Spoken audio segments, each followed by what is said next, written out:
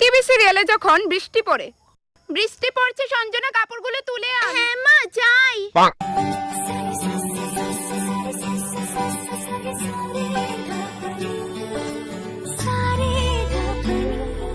যা তো ভাই, ঢং করিস না, আমি সিঙ্গেলই ঠিক আছে।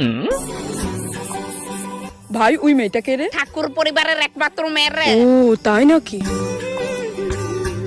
কেন রে, পছন্দ হয়ে গেছে তো?